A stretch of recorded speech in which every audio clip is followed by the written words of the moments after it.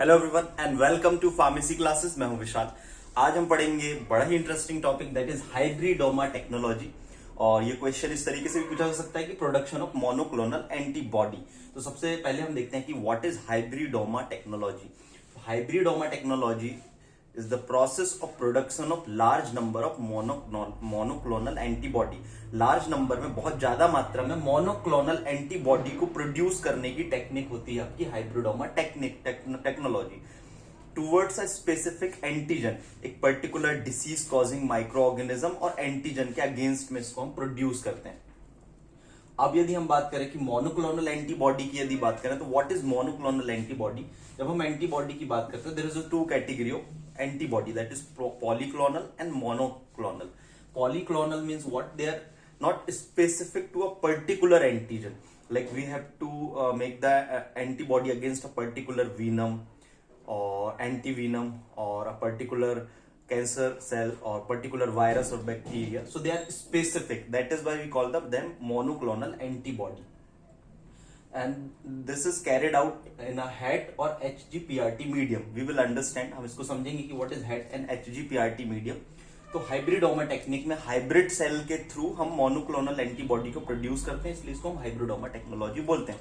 अब नॉर्मल हम बात करें कि हमारा जो इम्यून रिस्पॉन्स है, तो इम्यून रिस्पॉन्स किस तरीके से होता है। जैसे हम देखें कि कोई भी एंटीजन जब हमारी बॉडी में एंटर करता है तो जो हमारी बी सेल है वो एक्टिवेट हो जाती है और प्लाज्मा सेल के थ्रू वो हमारी बॉडी में एंटीबॉडी प्रोड्यूस करती हैं। अब इस तरीके से हमें जो है इम्यून मैकेनिज्म मिलता है या उस पर्टिकुलर डिसीज के अगेंस्ट में हमें इम्यूनिटी मिलती है। अब इस टेक्निक से भी मान के चलो हम आर्टिफिशियल प्रोड्यूस कर लेते हैं एंटीबॉडी, तो प्रॉब्लम क्या होता है कि जो एंटीबॉडीज हमको मिलती हैं उनका लाइफ स्पान बहुत कम होता है। तो हमारा पर्पस ये होता है, टारगेट ये होता है कि इस प्रॉब्लम को कैसे ओवरकम किया जाए कि जो हमें एंटीबॉडी मिल रही है वो इमोर्टल हो, वो लॉन्ग टाइम तक उनका लाइफ स्पान हो और हमें उसका प्रॉपर जो है यूटिलाइजेशन और प्रोडक्शन के जो हम उनका करें तो हमें प्रॉब्लम ना हो, नुकसान ना हो। तो इसके लिए हम हाइब्रिडोमा टेक्नोलॉजी का यूज करते हैं। इसके लिए हम प्लाज्मा सेल को जो है फ्यूज कराते हैं विद द माइलोमा सेल्स। तो माइलोमा सेल्स क्या होती है? कैंसरस सेल होती है जो कि कंटिन्यू ग्रो करती है और कॉपीज डिवाइड होकर कॉपीज बनाती है। इसको हम कैंसर सेल और माइलोमा। इसका बेनिफिट क्या होता है माइलोमा सेल का? ये हमको जो है इमोर्टल होती है, मतलब ये इसका लाइफ स्पान जो है ज्यादा होता है और प्लाज्मा सेल का लाइफ स्पान कम होता है। तो ये कंबाइन होकर हमको एंटीबॉडी भी देती है, साथ में इसका लाइफ स्पान भी हमको मिलता है। तो ये पूरी प्रोसेस कैसे होती है इसको हम समझेंगे। तो सबसे पहले हम प्लाज्मा सेल को, इसमें यदि प्रोसीजर की बात करें तो हम सबसे पहले प्लाज्मा सेल को आइसोलेट करते हैं। लेकिन कैसे आइसोलेट करते हैं? जो भी पर्टिकुलर एंटीजन, जो भी हमारा पर्टिकुलर एंटीजन है जिसके अगेंस्ट में हमको मोनोक्लोनल एंटीबॉडी बनाना है, उसको हम क्या करते हैं? Exposure of monoclonal lab animal to the particular antigen. इसमें माइस हम यूज कर सकते हैं और अदर एनिमल जो लैब एनिमल है, एक्सपेरिमेंटल एनिमल में हम उस पर्टिकुलर एंटीजन को इंजेक्ट करेंगे through IV route, intravenous route और पेरिटोनियल रूट के थ्रू। तो उसकी पर्टिकुलर बॉडी में जो है उस पर्टिकुलर एंटीजन के अगेंस्ट में एंटीबॉडी बनेंगी या प्लाज्मा सेल्स बनेंगे। जैसे तो हम उसके क्या कर सकते हैं? उसके बाद में आइसोलेट कर सकते हैं, प्यूरिफाई प्लाज्मा सेल। हम प्यूरिफाई कर सकते हैं और आइसोलेट करने के बाद में प्यूरिफाई कर सकते हैं प्लाज्मा सेल को। पर्टिकुलरली जो है स्प्लीन को आइसोलेट करते हैं हम और स्प्लीन से प्लाज्मा सेल्स को हम आइसोलेट कर सकते हैं। उसके बाद में आपका माइलोमा सेल्स हम जो है फ्यूजन की प्रोसेस कराते हैं। तो फ्यूजन की प्रोसेस में हम fusing agent PEG, polyethylene glycol का यूज कर सकते हैं। तो सबसे पहला स्टेप क्या हुआ इसमें? जब प्लाज्मा सेल को आपने आइसोलेट कर लिया, उसको प्यूरिफाई कर लिया, तो उसको माइलोमा सेल्स के साथ में फ्यूज कराना है आपको। तो फ्यूज में आपका फ्यूजिंग एजेंट में पॉलीएथिलीन ग्लाइकोल हो सकता है और सेंडाई वायरस में यूज कर सकते हैं। इसके नाम याद रखना, ये कॉम्पिटिटिव एग्जाम्स में पूछे जा सकते हैं। जब हम फ्यूज कराते हैं तो हमें 5 टाइप की सेल्स हमको मिलती है। 5 टाइप की सेल्स डायरेक्ट प्लाज्मा सेल्स भी मिल सकती है जो आपका फ्यूजन के बाद में प्लाज्मा सेल आपस में फ्यूज हो सकती है, तो फ्यूज्ड प्लाज्मा सेल्स, और आपका प्लाज्मा सेल और माइलोमा सेल्स, हाइब्रिड सेल जिसको हम बोलते हैं, इसी कारण इसका नाम हाइब्रिडोमा टेक्नोलॉजी भी है। तो हाइब्रिड सेल हमको मिलेगी जो कि हमारा मेन पर्पस है, जिसको कि हमें आइसोलेट करना है, प्यूरिफाई करना है और उसी से हमें मोनोक्लोनल एंटीबॉडी प्रोड्यूस करना है। और आपका माइलोमा सेल सिंगल सेल बिना फ्यूज्ड वाली, अनफ्यूज्ड माइलोमा सेल इसको हम बोलेंगे, और फ्यूज्ड माइलोमा सेल्स। तो ये 5 टाइप की सेल्स हमको मिलती हैं। तो हमारा पर्पस क्या होता है कि अब इन 5 टाइप की सेल्स में से हाइब्रिड सेल्स हमको, हाइब्रिडोमा या हाइब्रिड सेल्स को हमको आइसोलेट करना है। तो इसको हम जो है हैट और HGPRT मीडियम में करते हैं। क्या होता है हैट और HGPRT मीडियम, इसको समझते हैं।